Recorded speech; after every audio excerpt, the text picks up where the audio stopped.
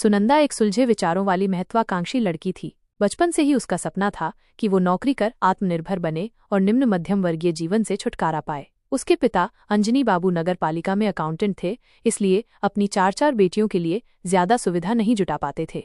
पढ़ने की अच्छी सुविधा नहीं होने पर भी सुनंदा अपनी मेहनत और लगन से ऊंचे मुकाम हासिल करने के सपने देखती। वही अंजनी बाबू को एक ही धुन लगी रहती, नौकरी से अवकाश प्राप्त करने के पहले चारों बेटियों का ब्याह करवा दे। सुनंदा बड़ी थी, इसलिए उसके बीए करते ही उसके लिए अच्छे घर वर की तलाश में जुट गए। सुनंदा बीए करते ही बीएड में एडमिशन ले लिया और जल्द ही वो काफी अच्छे नंबरों से बीएड पास भी कर ली। किंतु अंजनी बाबू अपनी इस अबाध्य सुंदरी सर्वगुण संपन्न लड़की के लिए एक अदद सरकारी नौकरी वाला वर नहीं ढूंढ पाए। कम दहेज और निम्न मध्यम वर्गीय हैसियत के कारण खोटे सिक्के की तरह शादी के बाजार से लोग रिजेक्ट कर रहे थे।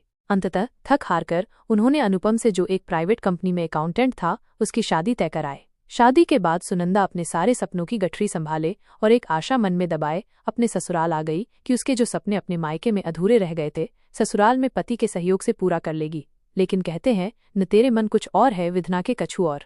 ससुराल के हवा का रुख पूरी तरह उसके सोच के विपरीत था। एमए तक की पढ़ाई किसी तरह पूरी करने वाला अनुपम अपने उस छोटी सी नौकरी से ही संतुष्ट था और नहीं चाहता था कि उसकी बीवी उससे ज्यादा कमाकर समाज और परिवार में उसकी किरकिरी करवाए। रूढ़िवादी मानसिकता के उसके ससुराल के लोग परंपराओं और संस्कार के नाम पर घर की औरतों पर ढेर सारी पाबंदियां लगा रखी थीं। बड़ों का फैसला चाहे कितना भी अन्यायपूर्ण हो, सभी को मानना पड़ता था। जब सुनंदा ने अपनी नौकरी करने की बात की तो ससुर जी ने साफ इनकार कर दिया। अनुपम भी पत्नी का साथ देने के बदले उसके विरोध में खड़ा हो गया।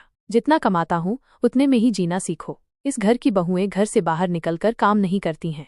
ससुर जी एक सरकारी दफ्तर के अकाउंटेंट पद से रिटायर करने के बाद पेंशन पर गुजारा कर रहे थे। दिन भर कुछ काम करने के बदले वो अपना समय पेपर पढ़कर और पड़ोसियों के साथ गप्पे मारकर बिताते। न बेटे को कभी प्रेरित करते कि अच्छी नौकरी के लिए कोशिश करे, न सुनंदा को कुछ करने देते, जिसके कारण घर में हमेशा आर्थिक तंगी बनी रहती। समझाने पर कोई असर ही नहीं होता। अनुपम अगर सुनंदा को खर्च के लिए पैसे देता तो पाई पाई का हिसाब रखता। पिक्चर देखने जाना उसे फिजूल खर्ची लगता। सुनंदा को कहता, कितनी सारी पिक्चर तो टेलीविजन पर आते हैं, फिर थिएटर में जाकर पैसा बर्बाद करने से क्या फायदा। कभी वो उसके साथ घूमने जाती तो रेस्टोरेंट में खिलाना तो दूर की बात, पानी पूरी खिलाने में भी आनाकानी करता। बाहर की वस्तुएं मत खाओ, तबीयत खराब हो जाएगी। पति की कंजूसी से उसका मन आजिज हो जाता, पर वो जानती थी ये कंजूसी पैसों की कमी के कारण करता है। शादी के लगभग 1 साल होने जा रहा था, लेकिन अनुपम कभी एक नाक का कील भी लाकर उसे नहीं दे पाया। शुरू से ही सुनंदा को सजने संवरने का बहुत शौक था। सोचती थी खुद नौकरी करेगी तो तरह तरह के गहने बनवाएगी। गहनों से इसी लगाव के कारण जब कभी भी अनुपम के साथ बाजार जाती तो अक्सर आभूषण की दुकान पर तरह तरह के गहने शोकेस में देख उसके कदम ठिठक जाते।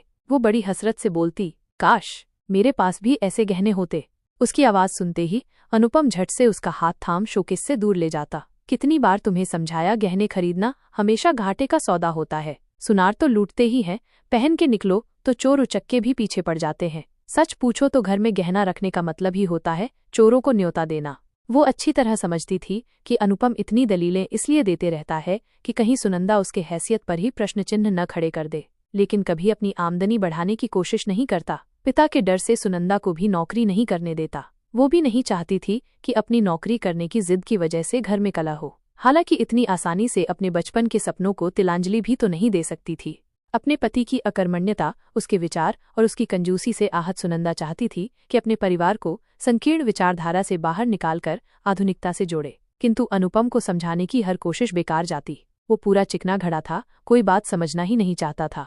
ले देकर उस घर में उसकी आशा का केंद्र उसकी बड़ी ननद कविता थी। उसकी शादी कानपुर में हुई थी। उसके ससुराल वाले काफी खुले विचारों वाले लोग थे, इसलिए वो मायके के घुटन भरी जिंदगी से निकल खुली हवा में सांस ले रही थी। उसका ससुराल एक सुखी संपन्न परिवार था, जहां हर आदमी को अपने हिसाब से जीने की आज़ादी थी। कविता भी अपने पति के साथ एक बैंक में काम कर रही थी।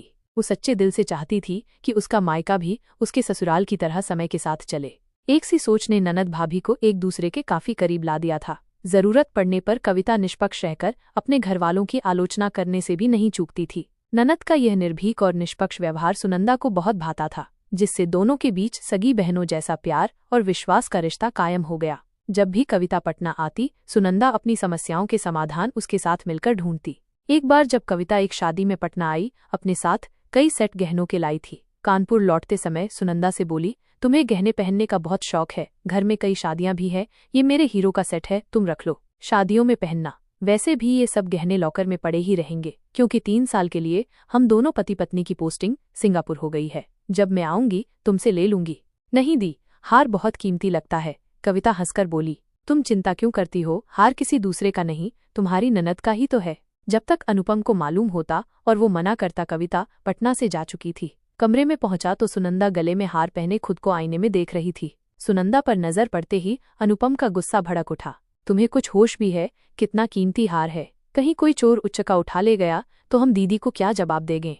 सुनंदा पर उसकी डांट का कोई असर नहीं हुआ। माना हार पूरे 10 लाख का है, पर परेशान होने की जरूरत नहीं है। कौन सा मैं उनका हार अपने पास रख लूंगी, 2-4 बार पहनकर वापस लौटा दूंगी। देखो तो इस हार को पहनकर मैं कितनी सुंदर लग रही हूँ। सुनंदा को अपनी अगन्य नेत्रों से झुलसाते गुस्से से भरा वो वहां से तेजी पैर पटकता बाहर चला गया। अनुपम के मना करने के बावजूद हर शादी में सुनंदा के गले में वही हार जगमगाता रहा।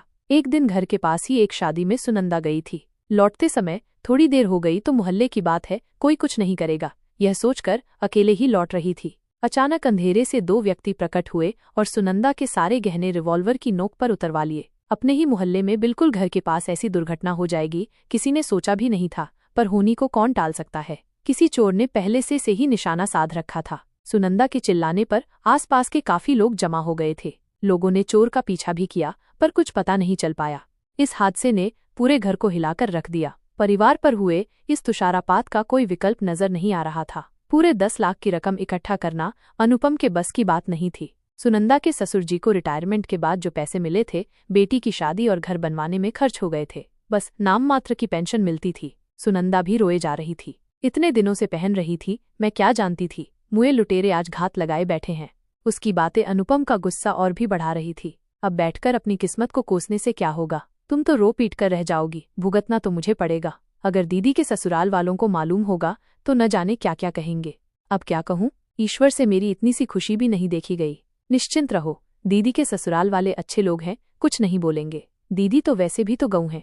चुप करो, दीदी के ससुराल वाले चाहे कितने ही अच्छे लोग क्यों न हो, चोरी की बात सुन सैकड़ों लांछन लगाएंगे। अब तो ये सोचना है कि इतने सारे पैसे आएंगे कहाँ से। दीदी के सिंगापुर से लौटने के पहले कुछ न कुछ जुगाड़ तो करना ही पड़ेगा। सुनंदा ने दयनीय मुंह बनाते हुए कहा, अपने सारे गहने बेच दूं तब भी 2 लाख भी नहीं मिलेंगे। पूरा परिवार घोर संकट में पड़ गया था। सभी 10 लाख रुपया इकट्ठा करने के उपाय ढूंढ रहे थे। सुनंदा ने सुझाया, बिहार सरकार शिक्षकों की नियुक्ति करने जा रही है, आप लोग अनुमति दें तो मैं भी आवेदन कर दूं। बीएड हूं, नौकरी मिल गई तो समस्या का कुछ तो समाधान होगा। सभी मौन रहे, किसी ने उसकी बातों का विरोध नहीं किया। सभी की मौन सहमति मिलते ही सुनंदा अपनी नौकरी की तलाश में जुट गई। घर के दूसरे सदस्य भी बैठे नहीं रहे। उसके आलसी ससुरजी भी कई दुकानों में जाकर अकाउंट चेकिंग का काम करने लगे। अनुपम भी ऑफिस से निकलता तो घर आने के बदले ट्यूशन पढ़ाने लगा। सुबह तड़के उठकर भी 1-2 ट्यूशन पढ़ा लेता। 6 महीना गुजरते गुजरते सुनंदा को भी नौकरी मिल गई। सुनंदा की स्कूल में नियुक्ति होते ही उसकी सासू माँ भी मोहल्ले की औरतों के साथ घर घर की कहानी बाँचने के बदले अब दिन भर रसोई और घर के कामों में व्यस्त रहने लगी। अंततः परिवार के सभी सदस्यों की मेहनत रंग लाई। 2 साल में ही 10 लाख रुपया से ज्यादा जमा हो गया। 3 साल बाद जब कविता सिंगापुर से लौटी और पटना आई, घर के लोगों को काम में व्यस्त और मायके का अव्यवस्थित घर को अब पूरी तरह व्यवस्थित देख उसे अपनी आंखों पर विश्वास नहीं हुआ। रात में जब घर के सभी लोग साथ खाने बैठे तो अनुपम ने कविता को हार चोरी हो जाने की पूरी घटना विवरण के साथ बताई। साथ ही ये भी बताया कि अब उसे चिंता करने की कोई जरूरत नहीं है। उन लोगों ने मिलकर 10 लाख से ज्यादा रुपया जमा कर लिया है, इसलिए कविता दूसरे ही दिन बाजार जाकर वैसा ही हार ले आए। पहली बार कविता को भाई के चेहरे पर स्वाभिमान और पुरुषार्थ की चमक देख बेहद खुशी हुई। एक रहस्यमयी मुस्कुराहट के साथ वो सुनंदा की तरफ मुड़ी। क्यों सुनंदा, तुमने तो घर के सारे लोगों की फितरत ही बदल दी, सारे आलसी फुर्तीले हो गए। सुनंदा हंसते हुए बोली, नहीं दी, ये मेरा नहीं, आपके उस 5,000 के अमेरिकन डायमंड वाले हार का कमाल है, जो पूरा परिवार अपने रूढ़िवादी मानसिकता से मुक्त हो प्रगति कर रहा है। तुम्हारा आलसी भाई ट्यूशन पढ़ाने के लिए खुद भी पढ़ने लगा है, अब मनोयोग से अच्छी नौकरी पाने के लिए भी मेहनत कर रहा है, ताकि मैं उससे आगे न निकल जाऊं। कई नौकरियों के लिखित परीक्षा पास भी की है। कविता अपने दोनों हाथ सुनंदा के सामने जोड़ते हुए बोली, धन्य हो सुनंदा, तुम धन्य हो। मैंने तो सिर्फ सलाह दी थी, पर तुमने तो असंभव को संभव कर दिखाया। तुम्हें तो किसी नाटक कंपनी में होना चाहिए था। क्या दीदी, आप मेरी कुछ ज्यादा ही प्रशंसा नहीं कर रही हैं? अब आप अपने इस चमत्कारी हार को संभालिए। इसने मुझे वो सब कुछ दिया जो मुझे चाहिए था। वो एक गहने का एक डिब्बा कविता को पकड़ाते हुए बोली। उस डिब्बे में वही हार था जो चोरी हो गया था। कविता हार का डिब्बा बंद कर सुनंदा को लौटाते हुए बोली, नहीं नहीं, मैं इसे वापस नहीं लूंगी। इस हार को मेरी तरफ से उपहार समझकर रख लो। इस पर अब तुम्हारा ही हक है। उन दोनों की बातों से घर के लोगों को बहुत कुछ समझ में आने लगा था। अब तक चुपचाप सब कुछ सुनते अनुपम से रहा नहीं गया। सच दी, क्या ये सब आप दोनों की मंत्रणा थी? क्या अभी भी तुम्हें शक है? कविता के बोलते ही वहां सबकी हंसी गूंज उठी।